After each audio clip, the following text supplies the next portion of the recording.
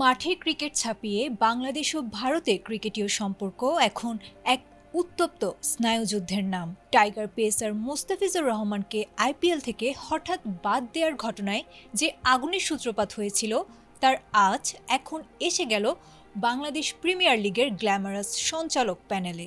ভারতীয় জনপ্রিয় উপস্থাপিকা ঋধিমা পাঠককে কেন্দ্র করে তৈরি হয়েছে নতুন ধোঁয়াশা। ৩রা জানুয়ারি বিসিসিআই এর মৌখিক নির্দেশে কলকাতা নাইট রাইডার্স মুস্তাফিজকে স্কোয়াড থেকে বাদ দেওয়ার পর থেকেই দুই দেশে ক্রিকেটীয় কূটনীতিতে ধস নেমে এসেছে। এর প্রতিক্রিয়ায় বাংলাদেশ সরকার আইপিএল সম্প্রচার নিষিদ্ধ ঘোষণা করেছে এবং আসন্ন টি-20 বিশ্বকাপে ভারতে দল না পাঠানোর ইঙ্গিত দিয়েছে। এই উত্তপ্ত পরিস্থিতির মধ্যেই খবর রটেছে ঋধিমা পাঠককে বিপিএল থেকে ছাঁটাই করেছে বিসিবি। তবে বুধবার সামাজিক যোগাযোগ মাধ্যমে নিজের অবস্থান পরিষ্কার করেছেন ঋধিমা নিজেই। তিনি দাবি করেছেন তাকে বাদ দেওয়া হয়নি, বরং দেশের প্রতি দায়বদ্ধতা থেকে তিনি নিজেই সরে দাঁড়িয়েছেন। ঋধিমা লিখেছেন, আমার কাছে আমার দেশ সবসময় সবার আগে।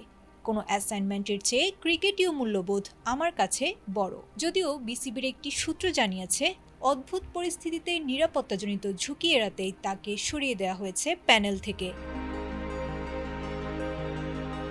আগস্ট পরবর্তী রাজনৈতিক প্রেক্ষাপট এবং হিন্দুত্ববাদীদের হুমকির মুখে মুস্তাফিজকে আইপিএল থেকে সরানোর ঘটনাটি বাংলাদেশের ক্রিকেট প্রেমীরা দেখেছেন চরম অবমাননাকর হিসেবে। পাল্টা জবাবে বিসিবি নিরপেক্ষ ভেন্যুতে বিশ্বকাপ খেলার দাবি জানালে আইসিসি কঠোর অবস্থান নিয়েছে। সংস্থাটি সাফ জানিয়ে দিয়েছে, বিশ্বকাপে অংশ নিতে হলে ভারতেই খেলতে হবে, অন্যথায় দিতে হবে ওয়াকওভার।